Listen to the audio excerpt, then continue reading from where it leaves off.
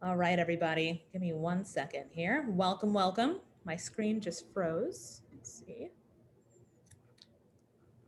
Mm-mm-mm-mm-mm. All right, I hope everyone is having a great day so far. We are so excited to be here. And I'm so excited to share the stage with a dear friend of mine. And I'm excited that all of you decided to show up to our event. This is a time to learn, to grow, and to stretch. So I encourage you to really lean in. You're going to hear a lot of nuggets here, a lot of wisdom being dropped by Dr. Thomas on this session. I want you to also follow Dr. Thomas and myself on LinkedIn if you have follow-up questions, etc. I will put that information in the chat here in a few minutes once we get started. But today's topic is social and emotional learning, helping CTE students excel inside and outside of the classroom. And I am so excited that you all have an opportunity today to learn from the one and only Dr. Dwayne Thomas, affectionately known as Doc. We call him Doc for short.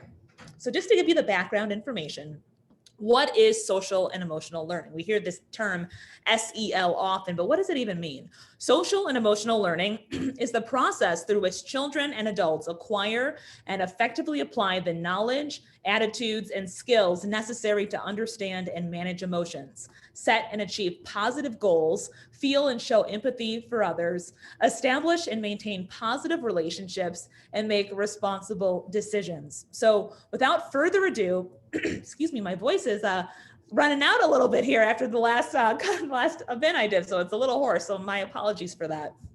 I'd like to introduce Dr. Dwayne Thomas. He is a social and emotional learning expert, okay? He's a professional scholar, practitioner, and leader with more than 30 years of experience crafting creative, innovative, and sustainable solutions in organizational development, as well as diversity, equity, and inclusion programs in education and business, including program assessment, evaluation and accreditation, social and emotional learning, deconstruction of systemic racism, promotion of anti-racist systems, and sports-based youth development.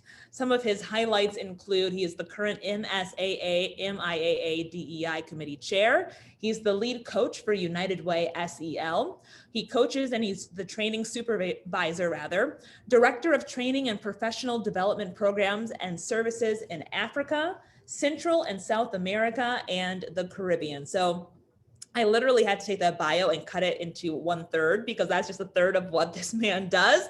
So just to give you a little bit of understanding of who's on this stage today. So again, I encourage you to get excited, grab a drink of water. I'll grab my tea here because I know I'm sounding a little froggy this morning, but I encourage you guys to really lean in and listen because this information is life-changing. Doc, I'll let you take it away. Thank you, Dominique, and thank you to the New York Department of Education and the New York City CTE folks. It's great to be able to be with you guys here today. This is a second iteration of this session, so I pledge to be as consistently fired up about sharing social and emotional learning with this group of folks as I was with the earlier group. And I have already shared my screen, so hopefully, everybody, give a thumbs up if everything's good in terms of receiving and hearing my voice as well as seeing my screen. And we will, just jump right in. Dominique, thank you for that great introduction. Sometimes I forget, and I think as educators and instructional leaders, we forget the things that we do. Because we're so caught up in doing and being the instructional leaders that we are. And so I am blessed to be able to be here today in front of all of you as instructional leaders. It is my privilege to be able to share with you and because I honor our profession as educators. I started as a health and physical education teacher. And so I know from whence you come. And from where, and hopefully I will help you with some resources today that help to continue on your path to being the great instructional leaders that you are for the great young folks that you are serving. We have a duty to them, and in this global context, I know how difficult it is. So I and this session is to be a resource for you. And so let's get right to it. And so that you're aware, we are going to, although I have comments to share with you, I really hope for this session to be an interactive session. So please do, and I apologize for with our co-host, please tell me your name again so that I can write it down so I make sure, besides Dhomonique, who else is co-hosting with us on this session? Jade Sanchez. Jade, and if it's okay, Jade, to use your first name? Yes, that's fine. All right, thank you very much. And so, so both Jade and Dhomonique are monitoring the chat, and so I will take some breaks after I share some of my comments so that we can engage. And so, as questions come up, as thoughts come up, please send them in the chat. So, and please don't just sit back. I really do need for this session to be interactive because I do want to be a resource, and although I'm prescient sometimes in the information that I share, I don't want to be prescient. I want to be responsive and be responsive to the things that you need. And so I've designed this session and the previous session uniquely for today and uniquely for information that I believe, like in reading your description that says that you are looking, it's about how you impact things, how things outside of the classroom impact what's going on inside the classroom. And so we're going to provide you some resources today that show you some of the context and environment that young people are living in, context that I'm sure you're aware of, and then other pieces that how that context then impacts what then goes on inside your classroom. And from my perspective, that you may very well be the only person that is the bridge.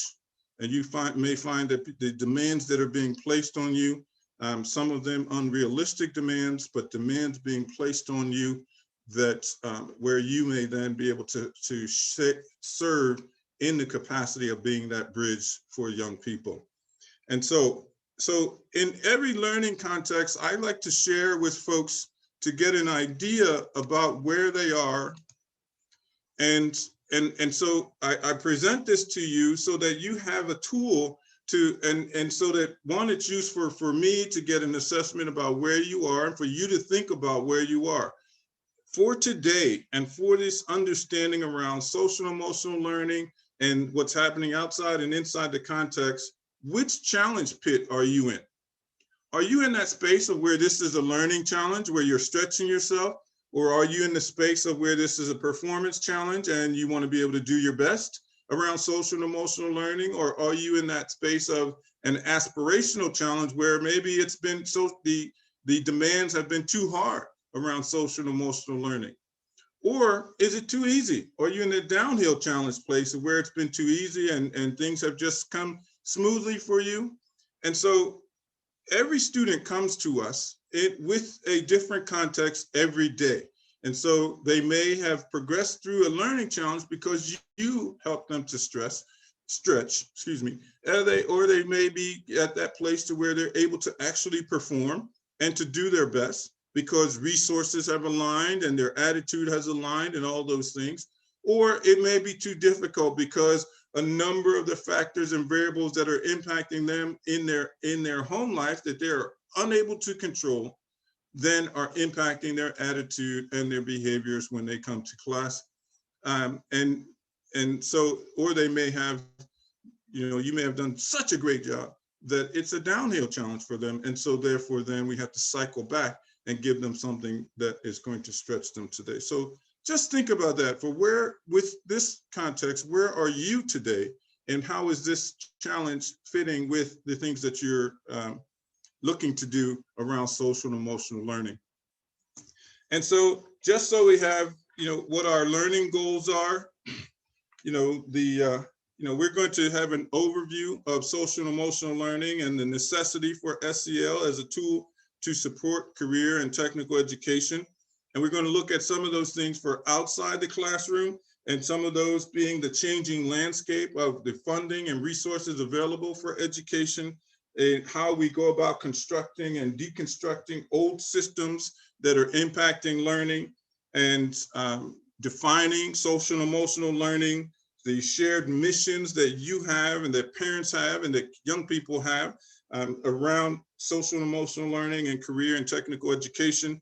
And then when we start to talk about the things that are more inside the classroom, how we integrate social and emotional learning, and you as the teacher or coach around social and coaching around changing people's behavior, and thoughts on teaching and self-efficacy and a growth mindset and culturally responsive teaching, and then some of the some best practices for social emotional learning and for CTE teaching and teaching in general.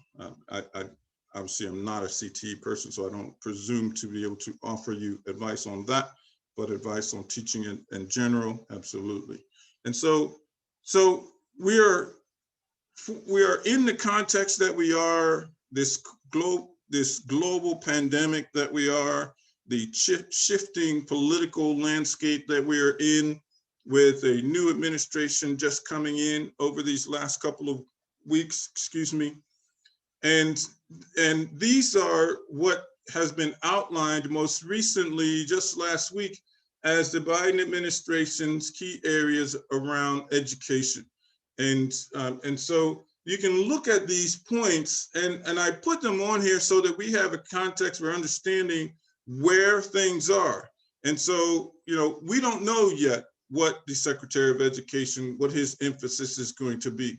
But we do know that a number of these variables are, impact the learning environment, and therefore then impact social and emotional learning, and therefore impact what's going on in your classrooms.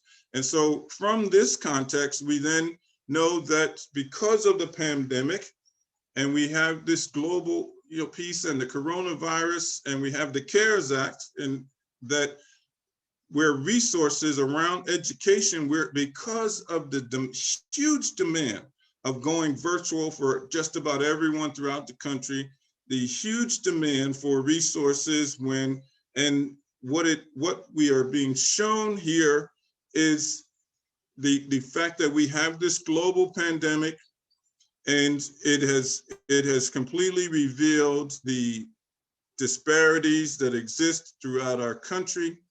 And because of those disparities, we've had our government you're really having to respond to things that maybe should have been responded to over decades of time, but we're being forced in this quick amount of time with this once in a lifetime storm that we're in the middle of, and we're needing to reallocate resources, to redistribute and disperse resources. And so then it becomes important for each of you as teachers to know where those resources are coming from, how you can gain access to them, or at least gain an understanding of how they actually get down to your classroom. And so it really is important, and I'm only sharing those, it is beyond the scope of this session to talk specifically about each of these, but we could spend several sessions talking about funding streams and all of those things for education and the importance of them. And so, but I want you to get kind of a snapshot of where funds are, where they go, how they actually then get down to each of you in your classroom, because then what we know is that those factors that people, young people especially, and families that they're dealing with impact learning. And so we have to understand that these factors are factors that exist underneath the pandemic. The pandemic is not on top of these. These are the roots of the types of issues that young people have to deal with.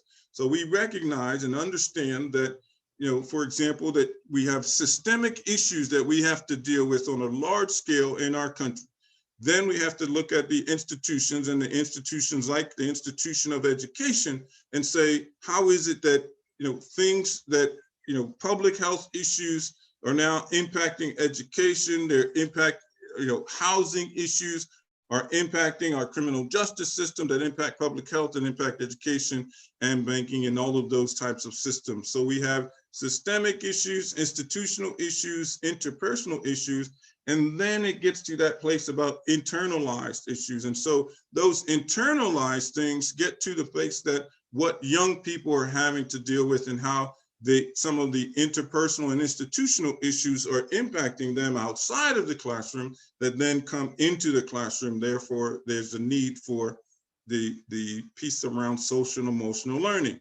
And so we know then that those outside issues then are factors that affect student performance. And so we can look at some of the student factors in terms of who they are as an individual, what their educational background, and the demographic factors, like for example, if they live in a low socioeconomic place, if they're an immigrant or whatever the case might be, and how those things then impact who they are and how they're able to learn.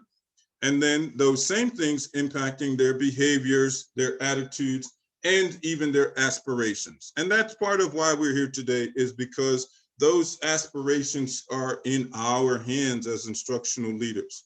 We're responsible for helping them to see the dream that they might have, or to be able to understand that they can actually dream. And so then we start to think about those things and think of the educational factors. Well, we can have here previous educational experience that might very well reflect on their parents. What are their parents' educational experiences?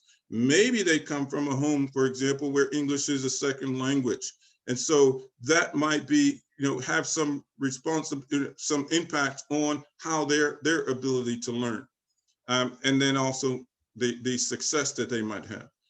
What are some of the programs that you have?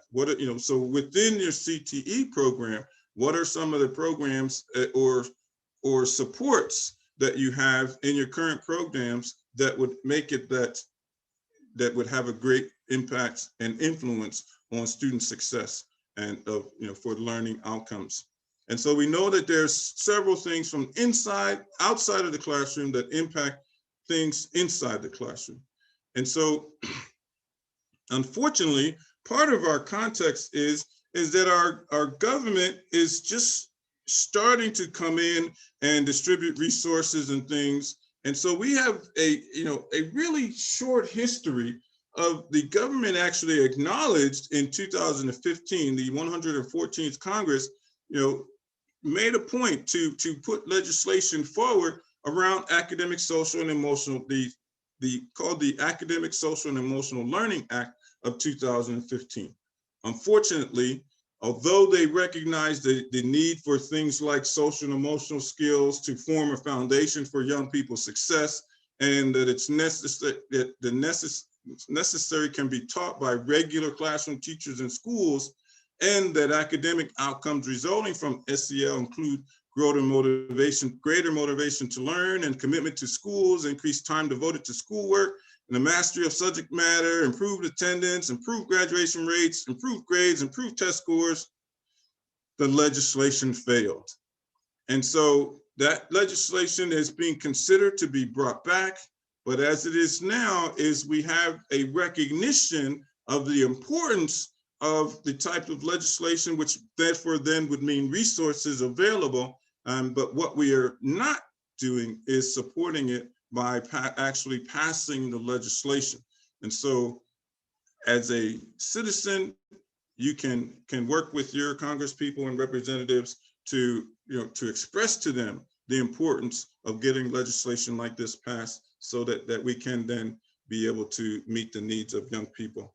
And so as we, excuse me, I'm gonna make sure that my voice is good, so so as we move forward, we begin to ask the question of what is social and emotional learning.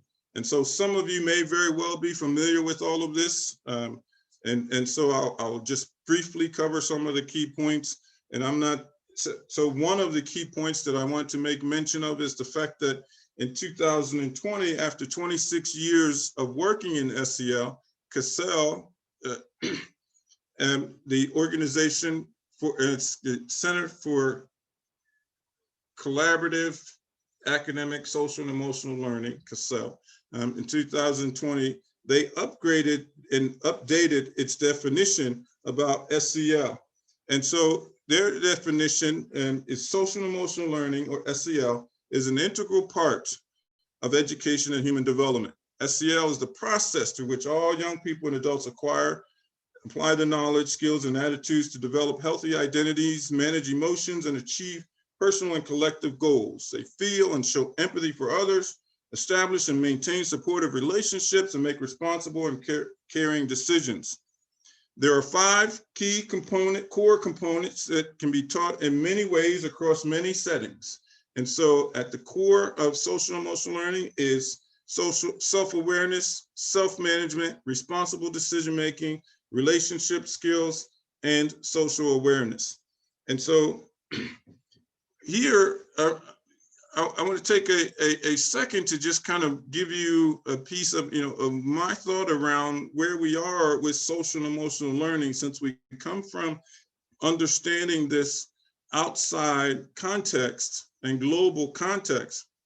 And then we're going to be moving into the classroom and some of the skills and so some resources for you all to be able to bring social and emotional learning into your classroom.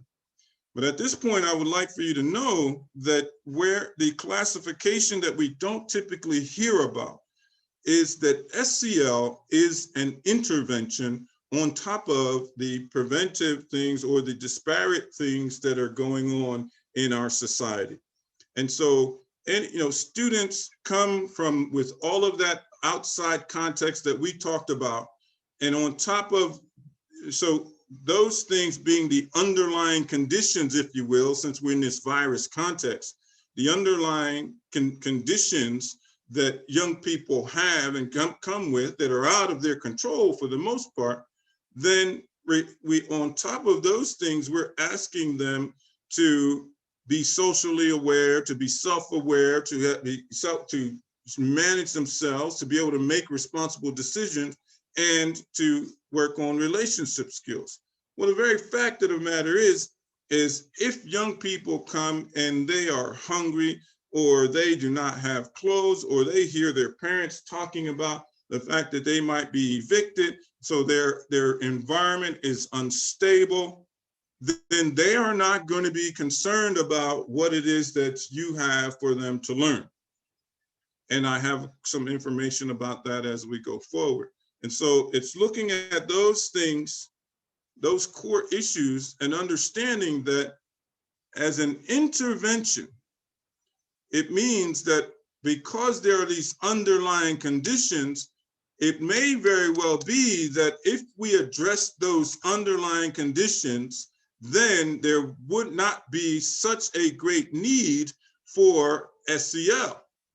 And so we can acknowledge that there is the need, and we can acknowledge that if all things being considered, all in terms of resources and things, that young people wouldn't necessarily bring some of those things that they bring from the outside into the classroom. If they didn't have those things, just think for a minute. If the world was a great panacea place, everything was, everything for everyone, then they would be able to come to your classroom and learning environment. They would be ready to learn. They wouldn't need things like free and reduced lunch. They wouldn't need the interventions that are being done now with our government in terms of because of the pandemic and because of our economy shutting down, all of the types of interventions that are having to take place. Resources wouldn't be taken away for social and emotional learning because it wouldn't be necessary as much, because these underlying conditions would be dealt with. So therefore, then young people would come in their unique and glorious selves, ready and willing to learn.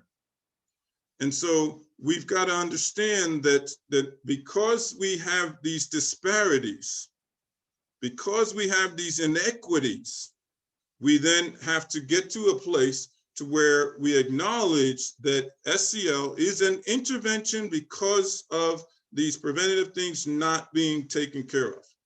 And so if we are to then create healthy partnerships with families, with communities, with our students, then you can see, what your mission is for you as CTE and as instructional leaders, But SEL advances educational equity and excellence through authentic school, family, community partnerships to establish learning environments and experiences that feature trusting and collaborative relationships, rigorous and meaningful curriculum and instruction, and ongoing evaluation.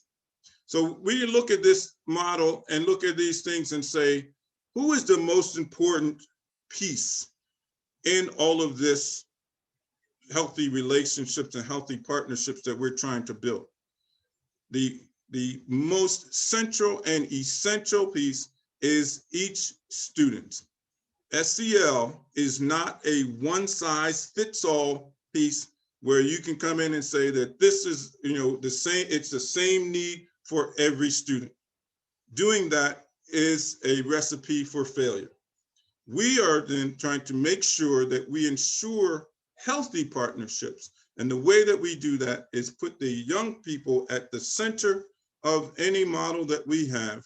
And by putting them at the center and listening to them, not projecting, but listening to them and understanding that they may have some difficulty articulating all the things that they need, but their context is what's most important, and understanding what they might need, because they are then able to share those things with you.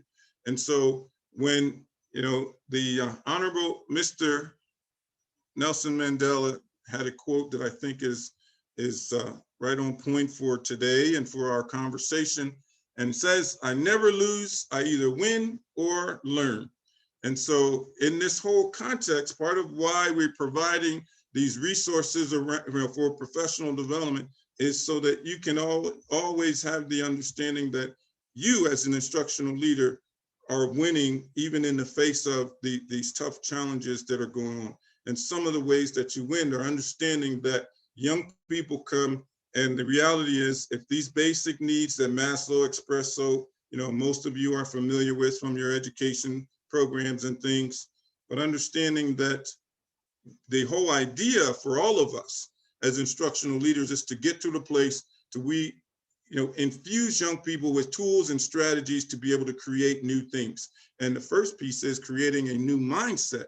And we'll talk more about that in a minute, but creating a mindset that allows them to be able to grow, because then they can come back, remember where they were before, to be able to get past that, to get to new understandings, to get to new ways of applying their skills, to get to new ways of analyzing it and figuring out if they actually did it right or wrong, or if this is how you asked them to demonstrate it to you, to then be able to synthesize it. And even though Maslow took synthesizing out, put it back in, because young people need to understand that they can figure out their whole context. We're asking them to be self-aware. We're asking them to be socially aware. We're asking them to understand how they manage themselves. Well, they have to manage that in the context of being a human being, and in a context of the learning environment, their living environment, and any other place that they have to engage with people.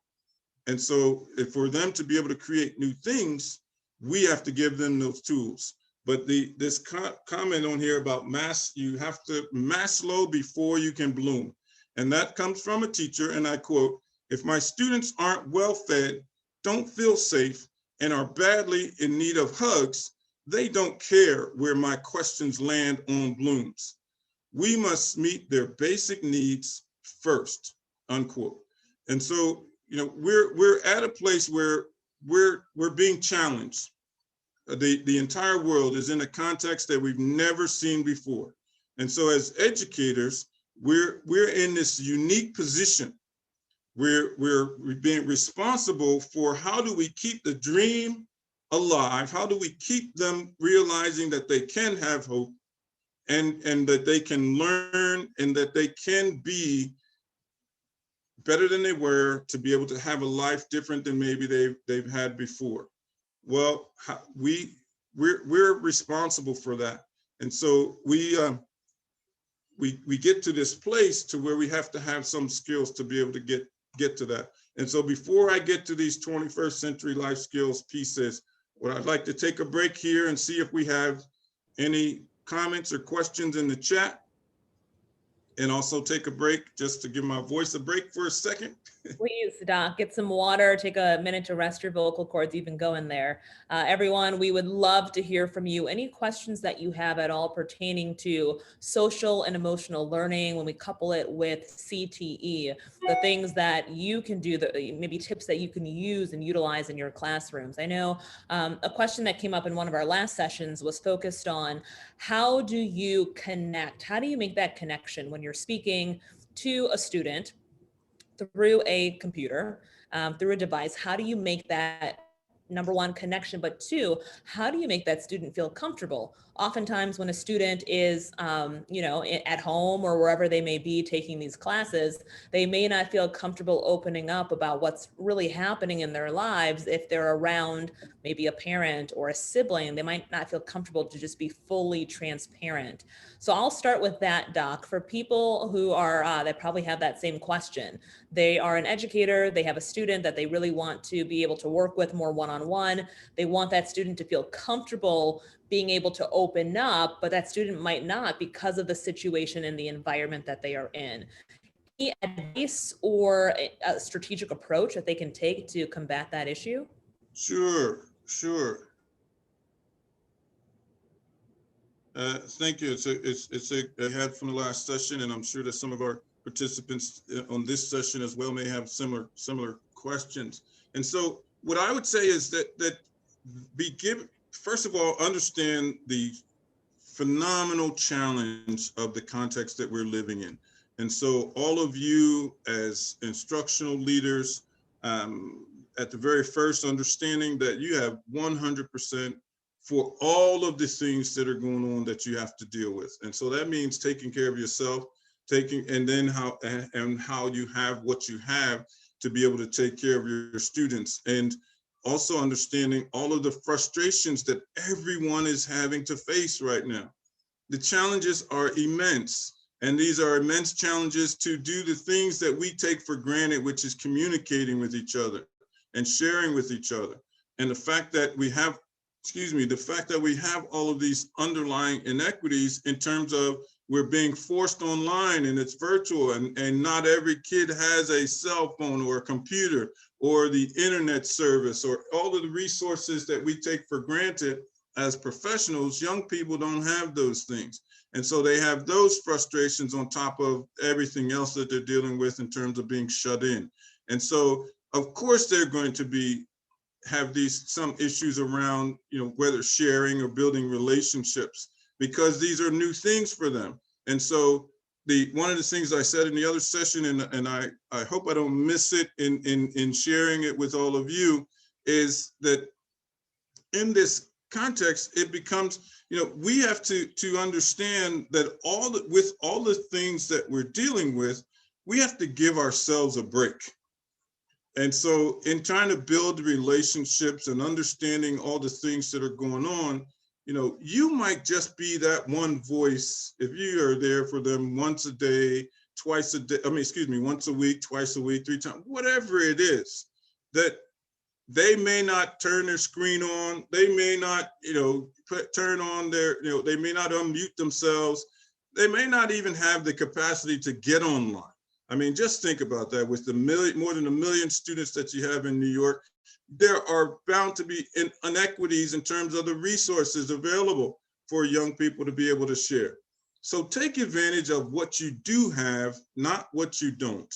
And so when a young person does share with you, or providing young people with access to email or a way to give you information confidentially, for example, building the relationship with them, and you can still build a relationship through online services, through virtual means.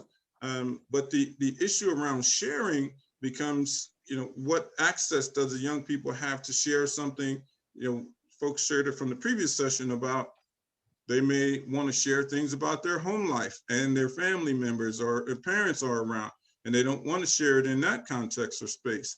Well, understand those things. Understand the difficulties that they're having in articulating with you and building relationships with you, and do what you can to reduce the number of barriers preventing young people from expressing themselves.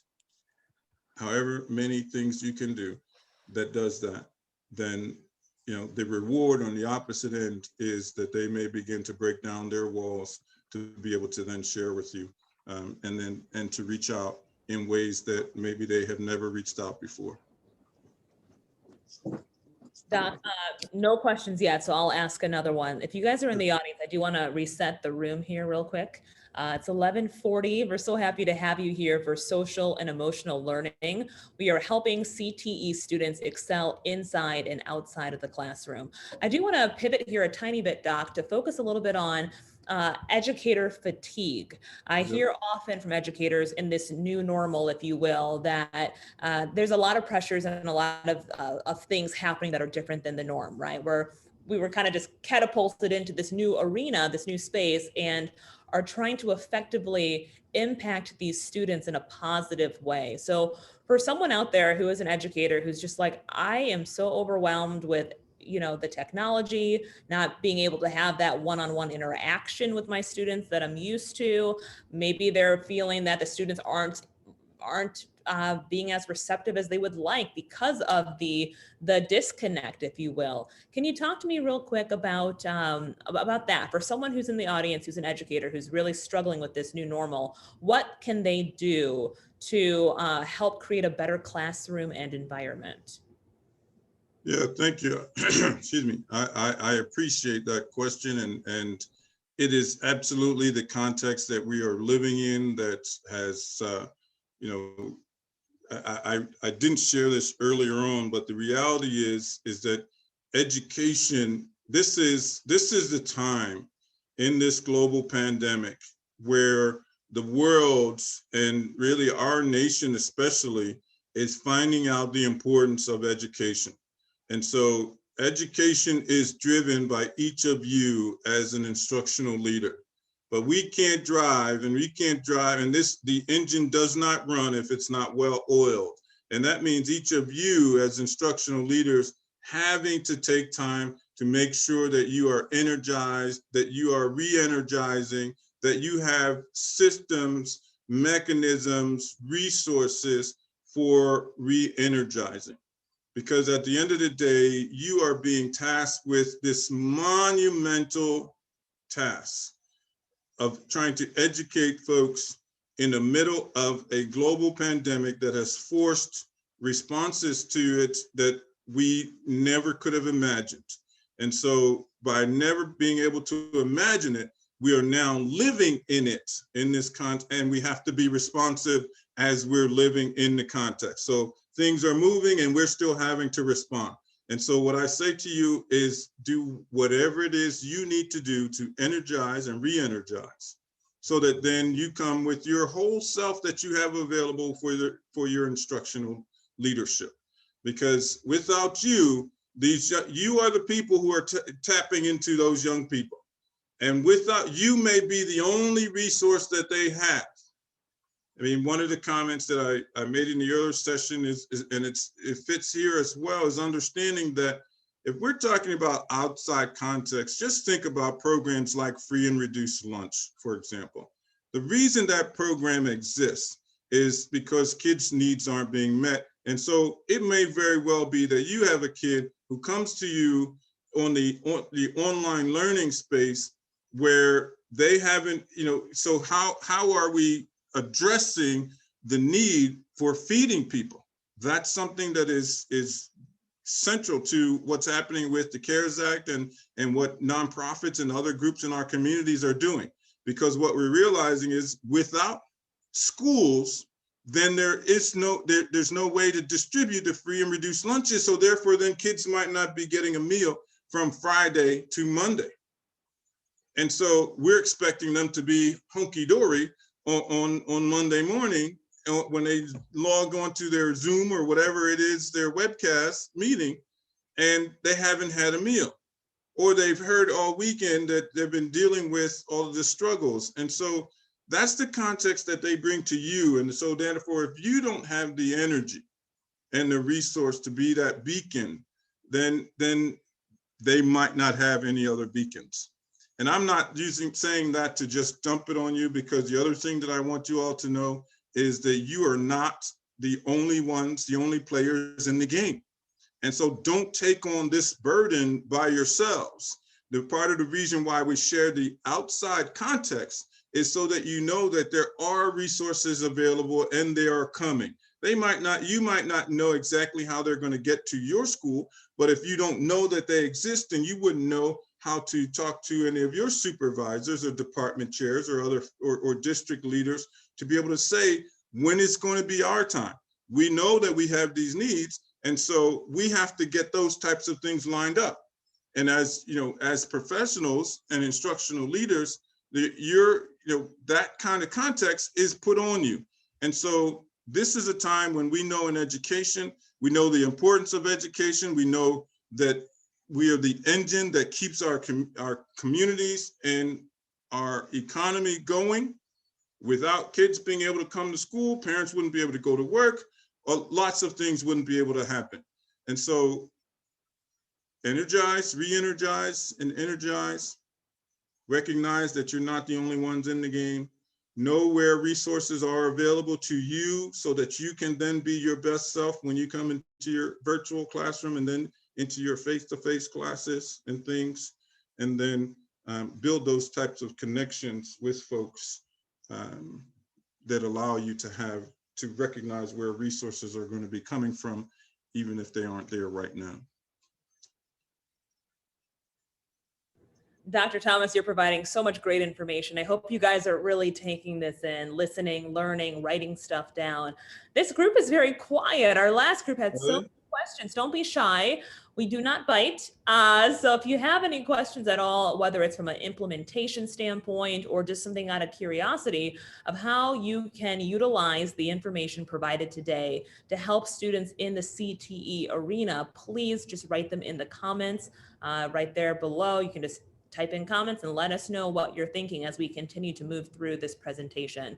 So Doc, right now I'm not seeing any questions as of yet, so let's continue on to actionable steps. Well, the other thing that I would share with folks, Dhomonique, and before we get into that, is to say, if I'm not hitting it and it's not doing it for you, then say that as well, because I will adjust, because I know what's most important is the context that you all are dealing with, not just these points that I have to share with you. And so if there are things that you're holding on to, don't hold back. Put it in the chat so that we can talk about it. It won't bother me at all. If we stop right here and now and I just answered your questions, then I would be the type of resource that I want to be available to you.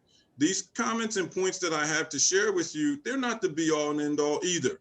There are so many things and so many variables that are important as you provide the type of instructional leadership that you do. And so it is important that we hear from you. It is important that you take these things that we're sharing or any of the other experiences that you have and just drop some comments in the chat. And if it is on point for you, then say that as well, because that also encourages us to keep going forward to be able to share the information that you have. But also remember that if it isn't, then share that as well, because we're professionals and we need to make sure that we're hitting on these things and that we're maximizing this opportunity to be resources for each other. Our first question did come through, Doc, if I can interject. Okay, great.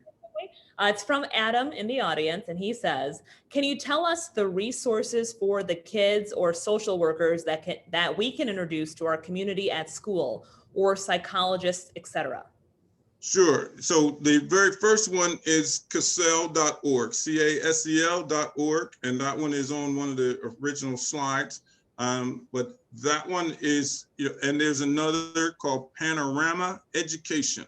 And unfortunately, I don't have the Panorama, but I don't have what their exact link is, but Panorama Education is another website that covers social and emotional learning and the types of collaborations necessary for success around social and emotional learning and around instructional leadership.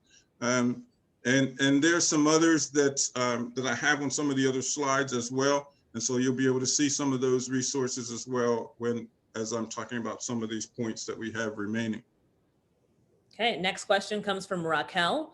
She wants to know, are we going to show practical strategies that we can implement beginning tomorrow, even a role-playing type of situation? Unfortunately, we don't have time for the role-playing piece, but you are going to get practical strategies to be able to right away. And Raquel and others, these are the types of questions that if you ask them specifically, then I can speak specifically to those situations. We don't have, in the limited time that we have today, the opportunity to get into role-playing. But what I've done today is really about how you can target making connections in your communities to be able to then have those things impact your classrooms. And so I think you'll find some of these strategies useful and that speak to some of the things that you're talking about, but nothing specifically around role playing. Thank you, Doc. Those are the questions so far. Again, everyone in the audience, please don't be shy. If you have a question about CTE and social and emotional learning, please feel free to add that to the comments, to the chat. Great. And so what I have on here is, we're looking at this thing. And so we have questions about, strategies for doing these things. Well, the strategies start with understanding, what does the research say?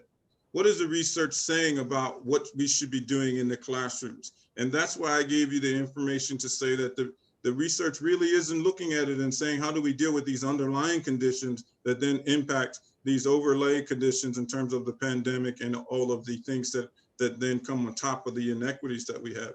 So we've got to look at what we're doing in the classrooms and be able to align what the mission is for CTE and for education, and how those things then we can measure what's going on in terms of learning and measuring and evaluating whether or not our efforts actually are being useful in the classroom.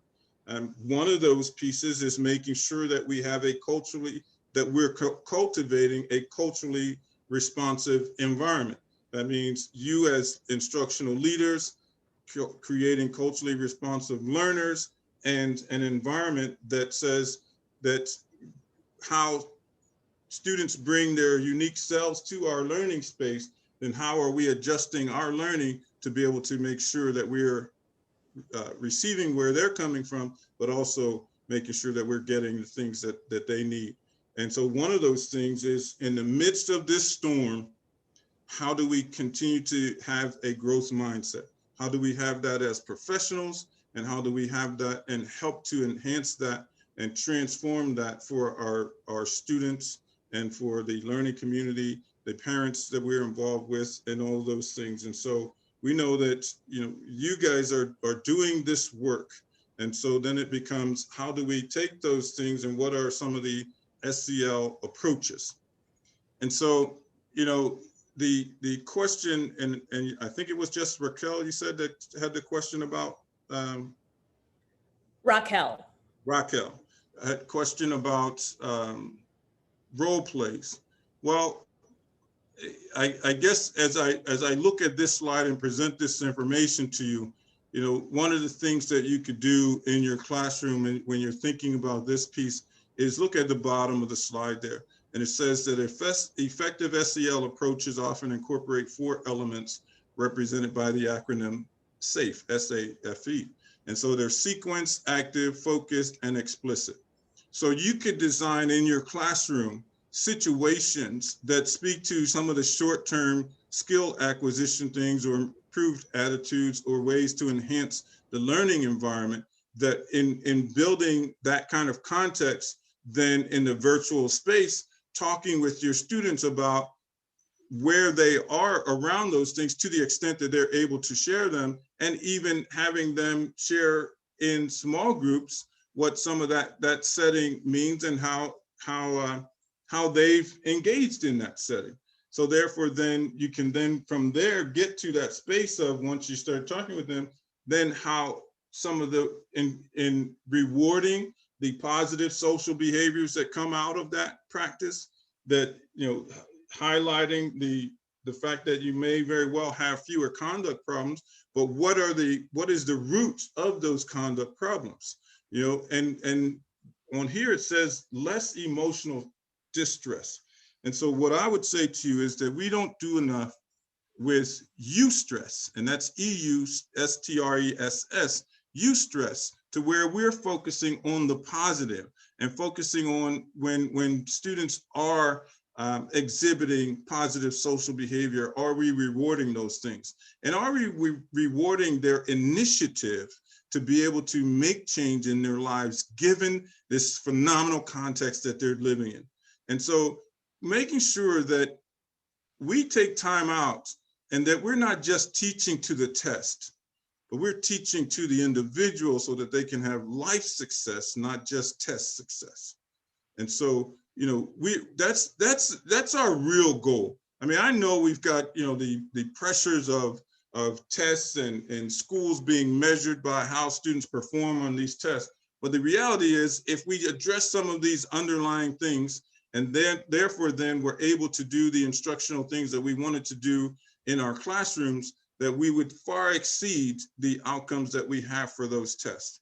And so then it becomes, if we look at this thing and we are sequenced, you know, with coordinated activities that foster skill development, if we are active and have, you know, learning to help students master these new skills and have a new attitude, if we are focused and explicit or intentional about how we go about doing some of these things, and so those can be role played in the various contexts that young people find themselves. They can be role played in terms of your teachers and sharing amongst yourselves in some of the learning opportunities that come from the type of context that people bring to the virtual space or just the learning space in general.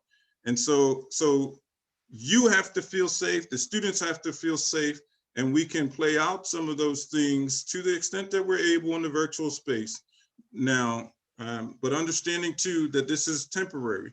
And so that if we make sure that we, you know, work with young people to understand that it's temporary as well, then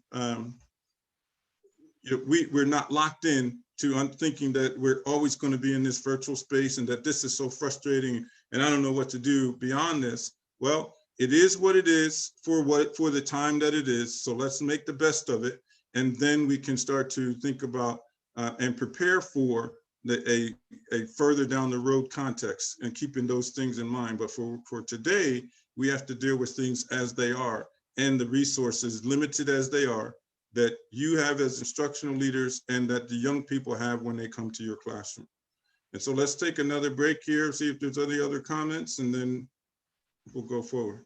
Yeah, great information, Doc. No questions as of yet. Again, for the audience here, just to reset the room.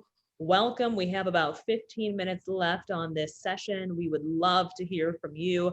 I know there's at least one of you in the audience right now who has a question, but might be a little nervous to ask it or to put it in the comments. So please don't feel that way. No question, as you all like to say, is a dumb question. We want to hear them all. This is a great place to really get, you know, any of those concerns or questions out there and get them answered by an expert. We are here to help you and your classroom navigate these waters. So any questions at all, please feel free to write those in the chat. Otherwise, we will, you know, again, we have about 15 minutes remaining on this session. So now is the time to get those in. Here we go. One from Deborah. She says, teachers struggle with SEL and remote learning. So she just wanted some help with that, remote learning and SEL. Yeah, that's the context we're in, Deborah. And so what I would say is, if just think about it from the perspective of everybody's frustrated around it. And so we can't focus on the frustration. We have to just focus on the opportunities that it gives us. And so out of, like I said, in the midst of a storm, we can still succeed. And it really does matter what our attitude is. And so everybody's frustrated. We know that. Everybody has limited resources. We know that. So let's focus on what we do have, and that is the opportunities that we have with whatever the context is for your district. If it's once a day or once a week with students or twice a week, whatever that is, to the extent that we're able. And so what the other thing I would say is, I know that students aren't turning on their cameras, they're not turning on their mics. That's okay. But if they're still there, then you keep doing your thing, because you may be that only voice that they're hearing that is positive. And so that's why it's so important that you be energized, that you have, you know, that, because we know that even without this pandemic, we know that teachers are susceptible to burnout. We know that because Dhomonique shared earlier about her parents as teachers, and that her mother used to go out and, like some of you, like a lot of teachers around the nation are doing, is recognizing that even though you are underpaid, you still are in a better context than the people that you're serving. And so some of you have taken amongst yourselves to take from your own resources to be able to share, because you know the types of devastation that young people are dealing with out there. And so so understanding that everybody recognizes the frustrations, there's no, I can't wave a magic wand and make everything better. That's the reality that we're in. But right now, what we have, though, is we have an understanding in the national context of the importance of education, and more so how it drives our economy, not just the fact of educating our young people, but the fact that it's so, so necessary and essential for our economy to have schools be open. And so we have tons of frustrations around that. We have frustrations around the fact that some young people can't get online, or they choose not to get online because of all the other things that they're dealing with. And so I recognize that. We all recognize that as instructional leaders. Our job here now is to say, what can we do? And it starts with us making sure that we have a positive attitude and that we're focused on being the best that we can be in the context that we're operating in. That's beautiful. Doc, thank you. I do have a statement that just came in. It's not a question, rather a statement. It says, I appreciate your understanding of our position as CTE teachers during this time. You are coming from a really good place. Thank you. Who was the person who shared that, if they didn't share their name? E. Farrell. Who was it again? It's an email address, and it says okay. E.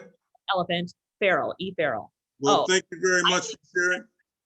Thank you very much for sharing that. I'm going to move on to a couple of the other pieces that I have, and then we'll still have the last few minutes for comments and questions.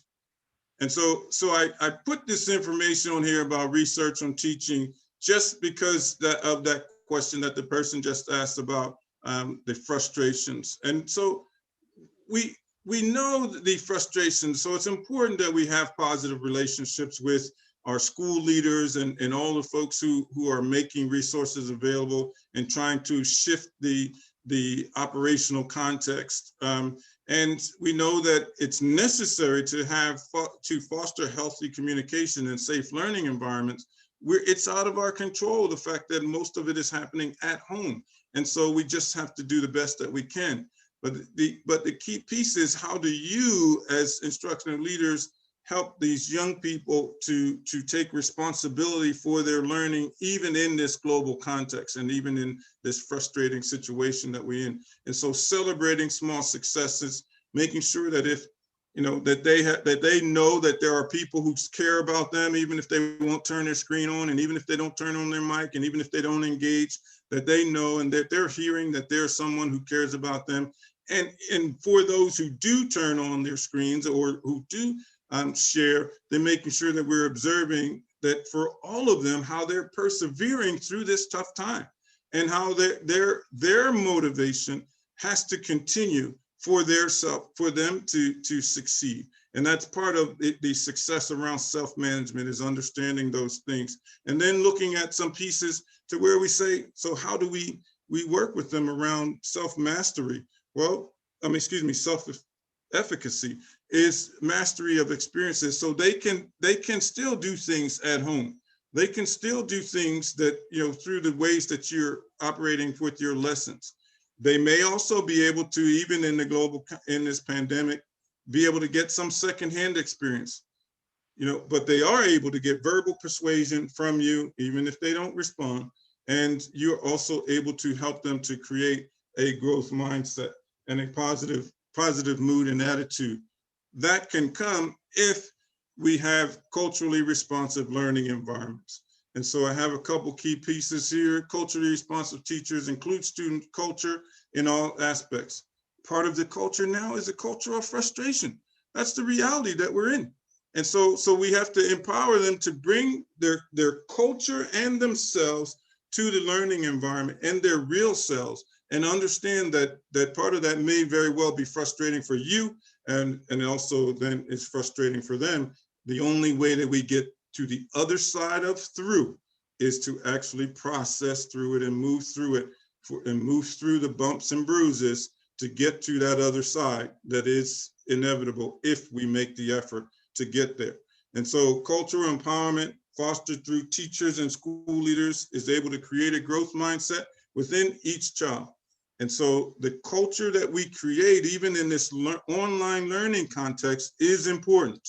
And so so if we don't understand that young people come with differences, and we're not receptive to understanding how those different contexts that they bring change the learning environment for them, then we're going to fail them as students and as instructional leaders. And so we've got to make sure that we're taking all of these influences that are out of their control, that are out of your control, they still impact your classroom more now that they are not able to be face to face with you, because they don't get a break. They don't get away from it. Just like you might think you're burning out and all of those things. Well, they are in it too, and they don't have anywhere near the controls that you have. And so if young people come with a clouded look and view, then how do we change their paradigm? How do we give them new models? How do we get them to a place to where they can see clearly through, whichever lens they have? Part of those lenses come from you. If you are as frustrated with the context and you demonstrate those things in the learning environment, then it's going to be something added on top of those issues that they have to deal with. And so I'm going to close it with the importance of, we're talking about, we're in this viral context right now. The most important viruses that we have are the viruses in our mind, and the ways that we think and the ways that students think. And you are the catalyst for helping to change their minds. And so the last piece that I will share with you is understanding this piece. The fallacy of success is it all appears effortless and that it just happened. The reality of success is that it's most often a zigzag road up a mountain, and we have to then provide young people with tools for building the partnerships necessary for success, you all as a tool to help them to do that, and then get to that place to where, as I close, get to that place to where we're understanding the importance of where young people are and where you are. And so think of students as a flower, as I explained this quote and close up, that when a flower does not bloom, you fix the environment in which it grows, not the flower. And so if that's the context for our students, then why are we focusing so much on SEL, which is student-centered, instead of the environment that they're coming from and that they have to live in? And so I think we've got it flipped around. And the resources that, if we spent money to make sure that we wiped away those inequities, then young people would come to us in a place to where every kid can learn. And if, as adults, we give them hope and create an environment that is responsive to their needs and conducive for learning, then they will demonstrate that they have the capacity, they have the capabilities. They just need to, someone to bridge the gap between those outside influences that then impact the internal and inside influences in your class. And so recognizing those, recognizing the frustrations that you have, recognizing more than anything the responsibility that you have chosen as a profession. So I honor you. I respect everything that you're doing. I hope that we've offered you some information today that helps you to be able to do your job better. We are here as a resource for you. And I'm going to now turn it over to Dhomonique and Jade, and we can close it out. Yes, Doc, a few more questions have come in. So I do want to make these before we wrap here in about 5 minutes. Okay. Next one is from Deborah. She says, I think we focus a lot on students, right? She wants to know, I think that schools should also focus on teachers' well-being. So how can schools support a teacher's well-being? How can Well, most of the schools and districts have employee assistant programs and things, and also have wellness programs. If you don't have one, then start them in your community, start, partnerships with some of the nonprofits. Look for community partners that can assist you. I worked at the at the State Department of Education in Florida as the physical activity and health promotion specialist. There's someone like that in your state. Find out the resources that are available. They have resources that they can then come to your school to help you get started on wellness programs. And even in this context, especially, to be able to get up and away from your computers, making sure that you're taking time to stretch and to just get outside and get some fresh air and open up your mind. Those pieces that, this self-care is so important. And so there are resources available. It's just a question of, have they come down to your school and to your district? And so the ways that you can tap into those is to build partnerships with community agencies and such that have that as their key component of their business. And the next question comes from Andre. What would you suggest for counselors to advocate and counsel students to practice mindfulness through their challenging situations? Andre, great question. Thank you for that. What I would suggest is some of the same things that I just shared with you, is that understanding and articulating to them that even in the storm, there are opportunities for growth. And so, so we need to focus on that and not focus on all the challenges that are in front of us. And so looking at challenges as opportunities, looking at this time and saying, even as a young person, maybe there's something that even outside of the learning context that you can take on, like I'm teaching myself how to play the piano, that, because I've been locked in and aren't able to get out. And so there are things that, if we help young people to change their mindset and understand that even in the midst of a storm, and we will never probably ever in our lives see a storm like this again. So if we're able to come through this with taking advantage of and creating opportunities from the frustration and the lack of resources and all of those things, then they will get to a place to where they can help to shift their own minds and be much more positive about how they go about approaching their life development. That's wonderful. Any other questions before we wrap the room? Andre says, thank you. Anyone else? We have 2 more minutes before this event is over. I just want to take an opportunity first and foremost to say, Dr. Thomas, thank you so much for being here, for your insight. This has just been so valuable. And I see the comments coming in saying, thank you so much for all the value that you have provided, that everyone has enjoyed your performance, your show, your presentation rather. So thank you for being here. Just to wrap the room again, I love seeing all these thank yous come through, guys. Thank you for the reciprocity. That's beautiful.